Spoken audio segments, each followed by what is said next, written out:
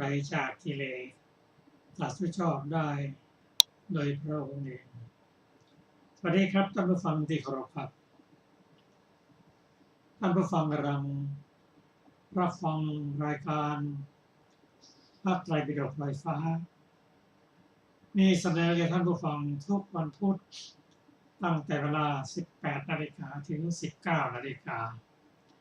ดำเนินรายการโดยกระผมพลเอกธรัตน์เดชะมีอาจารย์สุรภาเดชะเป็นผู้ร่วมรายการวันนี้เราได้นำมาไตรปิฎกฉบับอรรถกถาเล่มที่ 20 มาศึกษากันในพระสูตรที่ชื่อว่าอาปันนกสูตรซึ่งเราได้ศึกษาติดต่อกันมาวันนี้ก็จะเป็นการสรุปพระสูตรนี้ตามด้วยอรรถกถาพระสูตรนี้พระผู้มีเจ้าเสด็จไปยังโกศลชนบท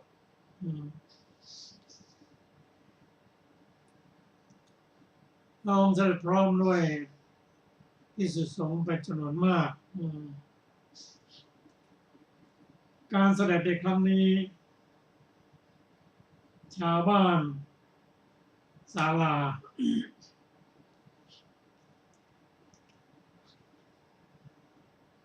พร้อมด้วยชาวบ้านศาลามีพราหมณ์และคฤหบดีชาวบ้านศาลานี้ ตั้งอยู่ที่ปากดงถ้าใครผ่านมาก็จะต้องผ่านบ้านศาลาจะเป็นเหมือนประตูใครมาก็มาพักผ่อนเอาแรงเดินทางต่อไปชาวบ้านก็มีจิตใจดี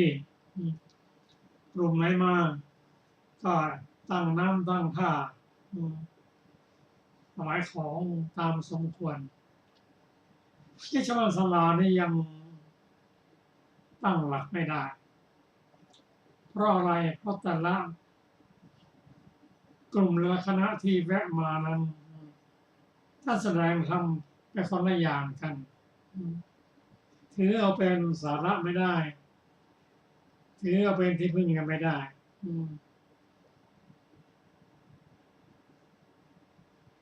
พอพวกเข้ามาก็กล่าวว่าชาติหน้าไม่มีอีกกลัวชาติหน้ามีการให้ทานมันมีผลอีกพวกก็บอกมีผลคือเอาเป็นที่พึ่งไม่ได้ก็ทนอยู่อย่างนั้นต่อเมื่อรู้ข่าวพระพุทธเจ้าเสด็จไปยังแคว้นโกศลชาวบ้านมีสมณะและคฤหบดีเดินทางเข้าไปเฝ้าพระพุทธเจ้าพระองค์ตรัสถามว่าพราหมณ์และคฤหบดีท่านมีศาสดาที่เป็นที่พึ่งที่อาศัยมีหรือยังกราบทูลว่ายังไม่มีพระเจ้าค่ะก็เมื่อกราบทูลฉะนั้นแล้วพระองค์ตรัสว่าเอาละถ้าอย่างนั้นก็เธอก็ฟังท่านนำมาปฏิบัติเราก็ยกตัวอย่างว่ามีสมณพราหมณ์กลุ่มใหญ่ๆอยู่2 กลุ่มด้วยกันกลุ่มหนึ่งกล่าวว่าอะไรก็ไม่มีผลถ้าจะเป็นของศูนย์อย่างนั้นแหละ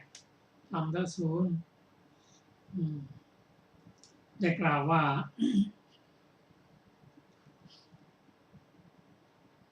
านที่ให้ไม่มีผลการบวงสรวงไม่มีผลการบูชาไม่มีผลกรรมที่ทำไปนั้น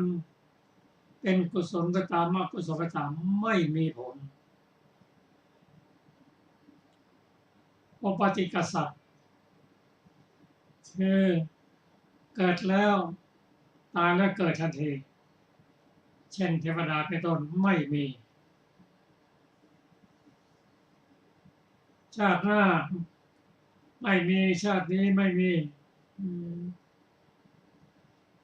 บิดามารดาไม่มีแม้บุคคลที่ประพฤติดีไปได้ดีแล้วรู้ความจริงด้วยปัญญาของตนเองและนำมาสั่งสอนก็ไม่มี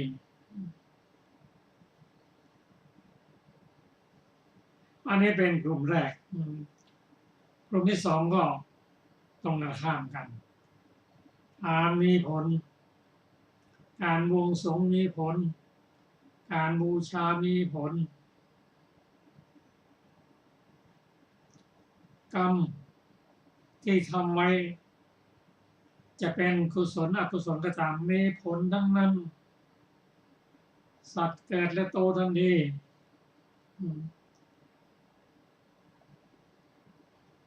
มีเทวดาเป็นต้นมี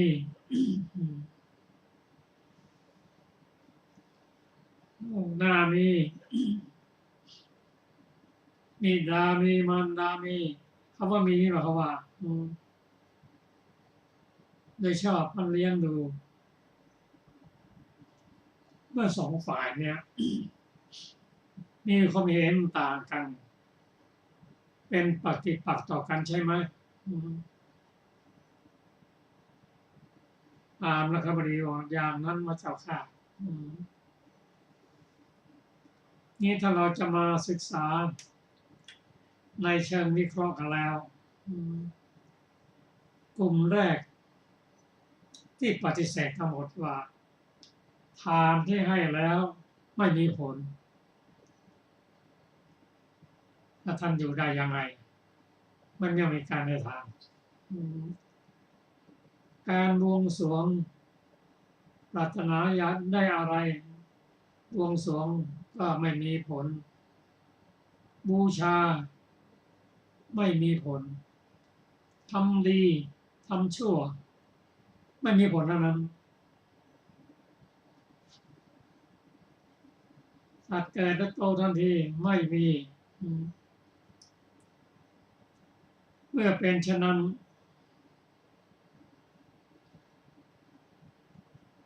ความเป็นอยู่ของพวกแรกนั้นเขาก็จะทำอะไรก็ได้ฆ่าสัตว์ตัดชีวิตลักขโมยได้เท่านั้นก็คงจะอยู่ได้ในแบบนั้นอยู่ได้ด้วยความหวาดระแวงเพราะทำอะไรก็ไม่ผิดฆ่าสัตว์ลักทรัพย์พูดปดไม่ผิดทั้งสิ้นเมื่อไม่ผิดแล้วการประพฤติที่ดีงามมันก็ไม่มีฉันทะที่จะทำการทำกิจกรรมต่างๆและการฆ่าสัตว์ตัดชีวิตการไม่มีศีลนั้นเป็นคำดำให้ผลเป็นความทุกข์มีวิบากเป็นความทุกข์ตายไปแล้วก็ตกนรกแต่เขาเชื่อว่าไม่มีผลแต่ความจริงแล้วโดยหลักแล้วมีผล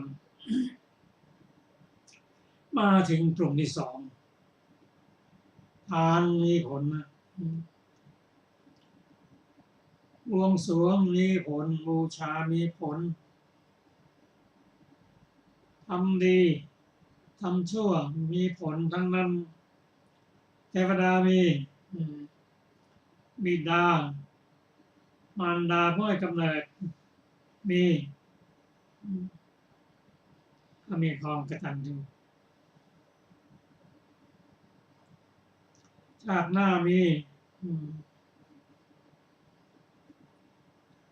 เมื่อเป็นเช่นนั้นเขาก็มีฉันทะสิเมื่อให้ทานมีผลแล้วให้ทานนะจะได้มีความสุขแต่ชาติใดก็จะมีฐานะดีมีโอกาสดีเขาก็ทำบุญให้ทานกันบวงสรวงบูชาเช่นบูชาพระรัตนตรัยเป็นต้นมีผลทั้งนั้นเทวดามีเมื่อทุกสิ่งทุกอย่างนั้นเป็นเสมือนเหตุและผลแล้วก็มีฉันทะที่จะทำเนี่ยฉันทะที่จะให้ทานรักษาศีลมีความกตัญญูต่อผู้มีพระคุณเช่นมารดาบิดาเป็นต้นถ้าทำอย่างนี้ก็อยู่ด้วยความสงบสุขมีความหวังมีความสุขเพราะสร้างแต่กรรมดีถ้าสร้างกรรมดีแล้วก็ให้ผลทั้งชาตินี้และชาติหน้าด้วยอยู่กันอย่างสงบไม่มีการระมัดระวังระแวงซึ่งกันและกันมีความสุขในชาตินี้แล้วชาติหน้าก็ยังได้รับความสุขอีกไม่ต้องตกนรกพระองค์ทรงชี้แจงอย่างนี้แล้วชาวบ้านได้รับความรู้ที่พออาศัยได้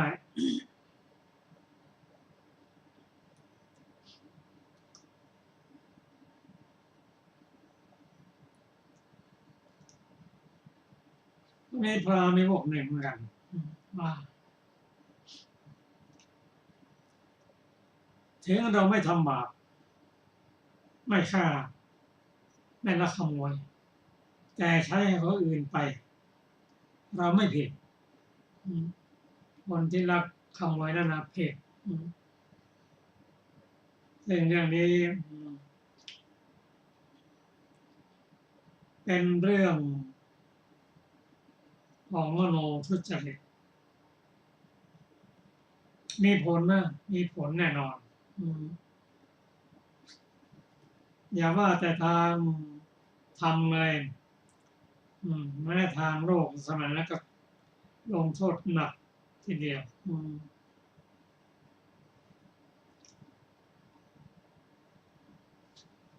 เมื่อพระองค์ทรงแสดงอย่างนี้แล้ว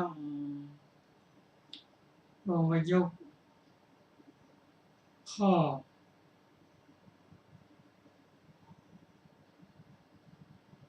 ปฏิบัติโดยยกตัวอย่างของบุคคล4จำพวกด้วยกันพวกที่หนึ่งเป็นพวกทำตนเองให้ลำบากถ้าเป็นสำหรับพรามก็อยู่ยากกินยาก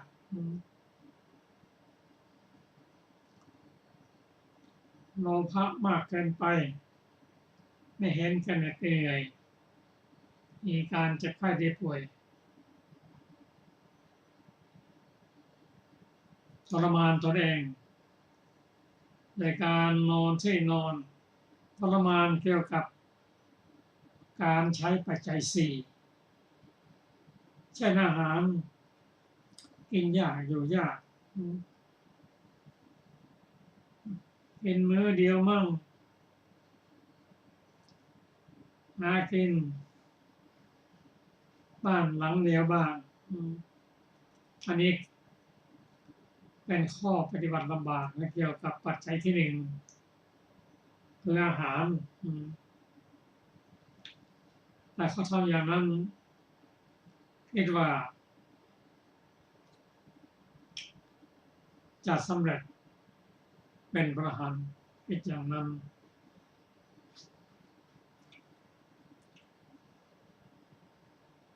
ต่อมาทำความลำบากให้ตัวเองเกี่ยวกับเครื่องนุ่งห่มตัวใหญ่มั่งใช้ผ้าแสกผ้านุ่งมั่งที่อยู่อาศัยก็นอนกับพื้นดินมั่ง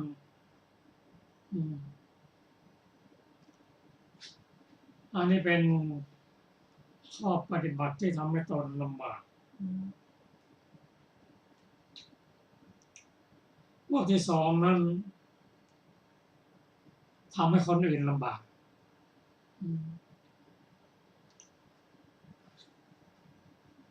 ไปเบียดเบียนผู้อื่นเนี่ยผู้อื่นเนี่ยลำบาก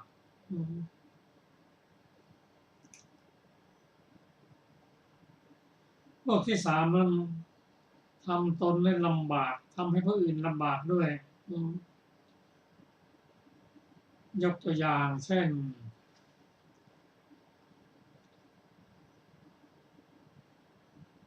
การฆ่าสัตว์บูชายันให้สัตว์ต่างๆเสียชีวิตเป็นจำนวนมากทำให้ผู้อื่นลำบากตัวเองจะทำตัวเองให้ลำบากด้วยแต่บุคคลประเภทที่สี่นั้นเป็นผู้ที่ไม่ทำให้ผู้อื่นลำบากไม่ทำให้ตนลำบากเป็นผู้ที่สงบเย็นไม่หิวปฏิบัติถูกต้องในการรักษาศีลเจริญจิตเจริญปัญญา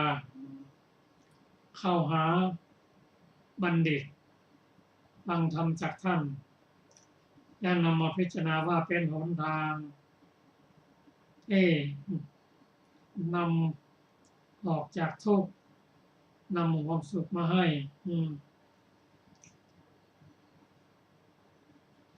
การเข้าหาบัณฑิตนั้น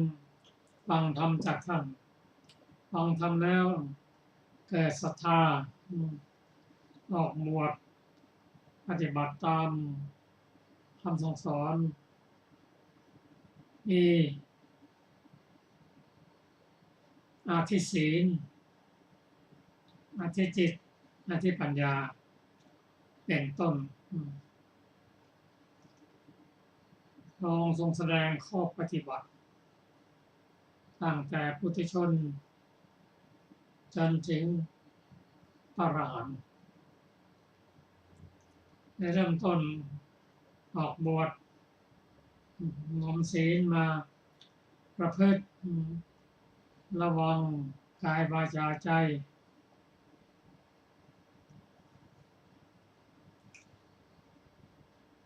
จากนั้นหาที่นั่งที่นอนนั้นสงบรับกรรมฐานรับปฏิบัติ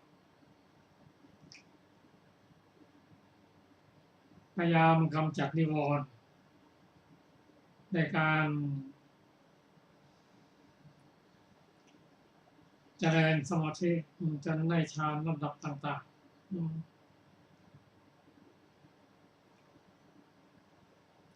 พอถึงระดับฌานระดับที่สี่แล้วเมื่อจิตสงบปราศจากนิวรณ์ไม่มีกิเลสมีจิตตั้งมั่นบริสุทธิ์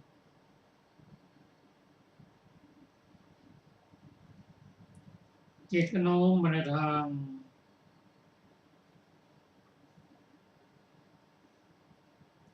บุพเพนิวาสานสติญาณคือระลึกชาตินำแทงเพียงตลอดไปจนได้วิชาที่สองวิชาที่สามเป็นพระอรหันต์ในที่สุด พวกพราหมณ์คฤหบดีได้ฟังธรรมจากพระพุทธเจ้าในระดับตั้งแต่ปุถุชนจนถึงระดับอรหันต์มีความรู้ความเข้าใจเกิดความศรัทธามอบกายถวายชีวิตเป็นอุบาสกตั้งแต่บัดนี้เป็นต้นไปก็ชาวบ้านอาสลานั้นเป็นผู้ที่มีที่พึ่งคือพระพุทธเจ้าพระธรรมพระสงฆ์ย่อมไม่ตกต่ำเป็นธรรมดารายละเอียดนั้นเชิญฟังอัตถกถาเชิญอาจารย์สุรภาค่ะสวัสดีค่ะท่านผู้ฟังที่เคารพทุกท่านวันนี้เราจะได้มาศึกษาต่อในอรรถกถาของพระสูตรที่เราเพิ่งศึกษาไปนะคะ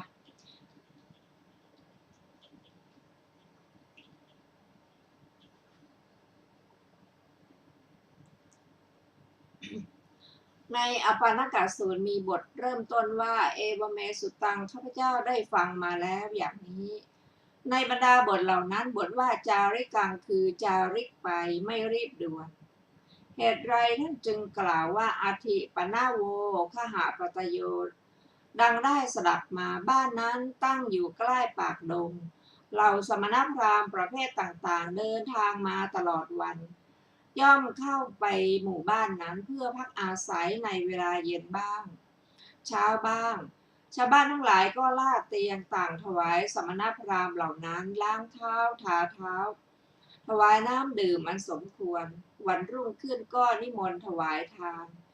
สมณพราหมณ์เหล่านั้นก็มีจิตผ่องใสสนทนากับชาวบ้านเหล่านั้นพูดอย่างนี้ว่าดูก่อนคฤหบดีทั้งหลายทัศนะไรๆที่ท่านตั้งไว้ยึดถือไว้มีอยู่หรือชาวบ้านก็ตอบว่าไม่มีหรอกท่านเจ้าข้าสมณพราหมณ์ก็พูดว่าท่านข้าฤหบดีทั้งหลายเว้นทัศนะเสียโลกก็ดำเนินไปไม่ได้พวกท่านชอบใจทัศนะอย่างหนึ่งเห็นสมควรรับไว้ก็ควรพวกท่านจงถือทัศนะอย่างหนึ่งว่าโลกเที่ยงดังนี้ก็พากันหลีกไปวันต่อมาสมณพราหมณ์เหล่าอื่นก็มาแล้วก็ถามเหมือนอย่างนั้นนั่นแหละชาวบ้านเหล่านั้นก็ตอบสมณพราหมณ์นั้นว่าขอรับเจ้าข้าแล้วก็บอกว่าวันก่อนๆเหล่าสมณพราหมณ์เช่นเดียวกับพวกท่านมาบอกให้พวกเราถือทัศนะว่าโลกเที่ยงดังนี้ก็ไปสมณพราหมณ์เหล่านั้นก็คิดว่าพวกนั้นมันโง่จะรู้อะไรโลกนี้ขาดศูนย์ต่างหากพวกท่านจงถือทัศนะว่าขาดศูนย์ให้ชาวบ้านแม้เหล่านี้ถือทัศนะว่าขาดศูนย์ดังนี้แล้วก็หลีกไปโดยทำนองนี้สมณพราหมณ์ทั้งหลายก็ให้ถือทิฏฐิ62อย่างนี้คือพวกหนึ่งให้ถือทิฏฐิว่าโลกเที่ยงบางอย่างพวกหนึ่งให้ถือทิฏฐิว่าโลกมีที่สุดโลกไม่มีที่สุดพวกหนึ่งให้ถือทิฏฐิดิ้นได้ไม่ตายตัวแต่ว่าชาวบ้านเหล่านั้นไม่อาจตั้งอยู่ในทิฏฐิแม้สักอย่างเดียวได้พระผู้มีพระภาคเจ้าได้เสด็จไปภายหลังสมณพราหมณ์ทั้งหมดตรัสถามว่าเพื่อประโยชน์ของชาวบ้านเหล่านั้นจึงตรัสว่าอัตถิปนาโคขหปตโยเป็นต้นบรรดาบทเหล่านั้นบทว่าอาการวตีแปลว่ามีการมีเหตุบทว่าอปานโกแปลว่าไม่ผิดไม่ถึงทางสองแพร่งยึดถือได้โดยส่วนเดียวมิจฉาทิฏฐิความเห็นผิดอันมีวัตถุ10มีว่านัตถิทินังคือทานที่ให้แล้วไม่มีผลดังนี้เป็นต้นท่านกล่าวไว้พิสดารแล้วในสาลยกะสูตรในหนหลังสมาธิฐิความเห็นชอบที่เป็นข้าศึกต่อความเห็นผิดนั้นก็เหมือนกันบทว่าเนกขัมเมอานิสังความว่าอานิสงส์อันใดในความที่คนเหล่านั้นออกจากอกุศลและฝ่ายทำขาวฝ่ายทำบริสุทธิ์อันใดคนเหล่านั้นย่อมไม่เห็นอานิสงส์และทำฝ่ายขาวอันนั้น บทว่าอสัทธรรมปัญญตติ แปลว่าการบัญญัติธรรมอันไม่จริง บทว่าอัตตานังอุกังเสติ ความว่ายกตนว่าเว้นเราเสีย คนอื่นใครเล่ายังจะสามารถนำให้คนอื่นๆยึดถือทัศนะของตนได้ บทว่าปรังวัมเพติ ความว่าเคลียร์คนอื่นไว้เบื้องหลังอย่างนี้ว่าในชนทั้งหลายจำนวนถึงเท่านี้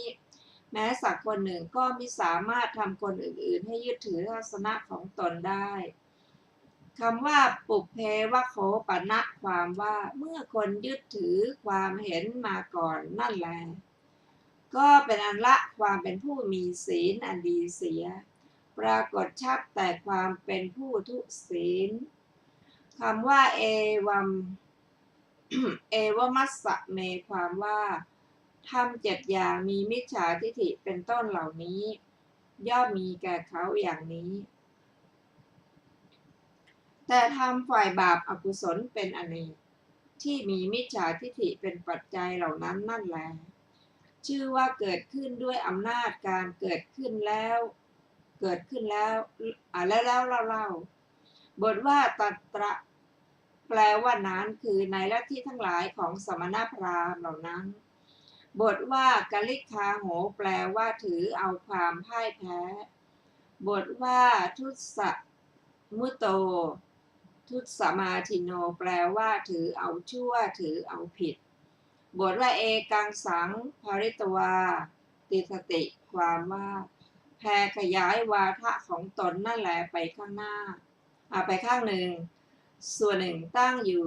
ถ้าเมื่อถืออย่างนี้ว่าโลกอื่นไม่มีก็จะนำมาซึ่งสวัสดิภาพบทว่าริชติ แปลว่าย่อมละสัทธรรมปัญญติ ความว่าบัญญัติธรรมที่เป็นจริงกตักคาโห ความว่าความมีชัยบทว่าสุสมัตโตสมาทินโนแปลว่าถือเอาดีจับต้องดีบทว่าอุพยังสังปริตวาติถติ ความว่าแผ่ขยายวาทะของตนและวาทะของผู้อื่นไป2 ข้าง2 ส่วนตั้งอยู่ถ้าเมื่อถืออยู่อย่างนี้ว่าโลกอื่นไม่มีก็จะนำมาซึ่งสวัสดิภาพเทียวพึงทราบความในปัญหาส่วนเดียวและ2 ส่วนแม้ของฝ่ายอื่นก็โดยนัยยะนี้บทว่ากะโรโตคือกระทำด้วยมือของตนบทว่าการยโตคือใช้ให้คนอื่นกระทำบทว่าฉินทโตคือตัดมือเป็นต้นของคนอื่นๆบทว่าปะจะโตคือเบียดเบียนหรือคุกคามเขา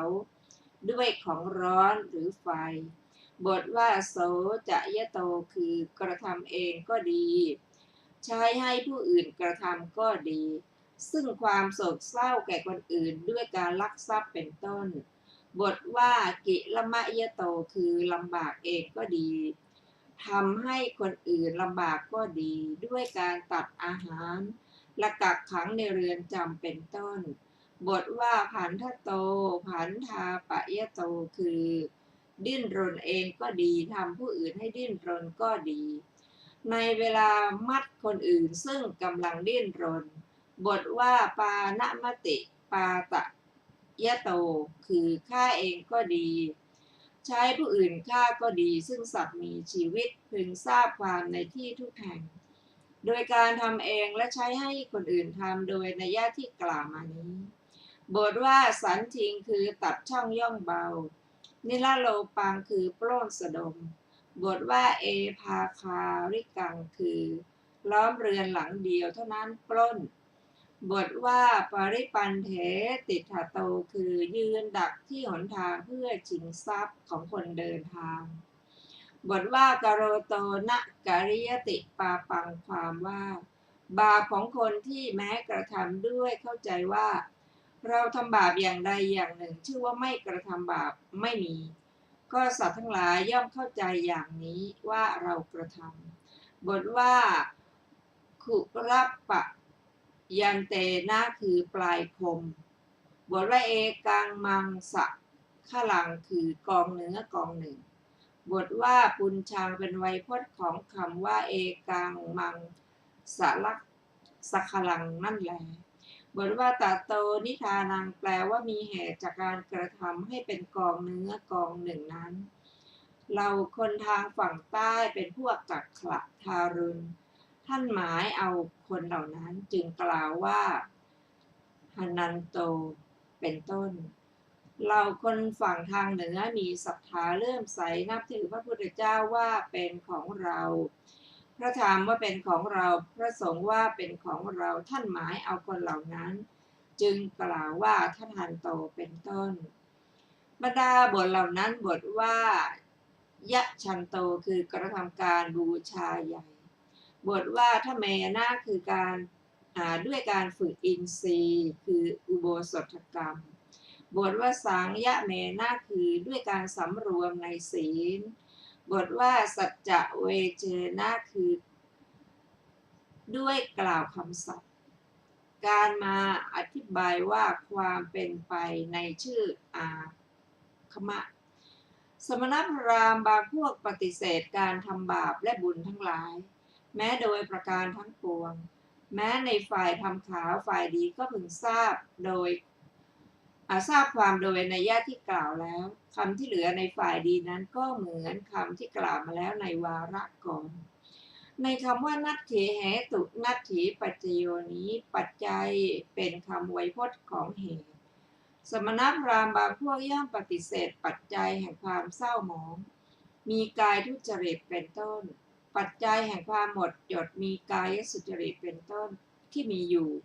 แม้ด้วยเหตุและปัจจัยทั้งสองบทว่านัตถิพลังนัตถิวิริยังนัตถิปุริสัทธาโมนัตถิปุริสะปรัตถโมความว่ากำลังก็ดีความเพียรก็ดีเรี่ยวแรงของบุรุษก็ดีความบากบั่นของบุรุษก็ดีชื่อว่าอันบุรุษพึงทำเพื่อความเศร้าหมองหรือเพื่อความหมดจดของสัตว์ทั้งหลายไม่มีสมณพราหมณ์บางพวกแสดงถึงสัตว์ทั้งหลายมีอูฐโคและแพะเป็นต้นไม่ให้เหลือด้วยคำว่าสเพสัตตากล่าวโดยอำนาจคำเป็นต้นว่าสัตว์มีชีวิตอินทรีย์เดียวสัตว์มีชีวิตสองอินทรีย์ด้วยคำว่าสัพเพปานากล่าวหมายถึงสัตว์มีปานะทั้งสิ้นสมณพราหมณ์บางพวกกล่าวหมายถึงสัตว์ผู้แสวงหาพบเกิดในฟองไข่และในมดลูกด้วยคำว่าสัพเพภูตากล่าวหมายถึงธัญชาติมีข้าวสาลีข้าวเหนียวข้าวละมานเป็นต้นด้วยคำว่าสัพเพชีวาด้วยว่าสมณพราหมณ์เหล่านั้นมีความเข้าใจว่าในธัญชาติเหล่านั้นมีชีวะพระงอกได้คำว่าอาเสสะอวสาอภลาอวิริยาความว่าเหล่านั้นไม่มีอำนาจกำลังหรือความเพียรเป็นของตนในคำว่านิยติสังคติภาวะปรินตานี้การประสบ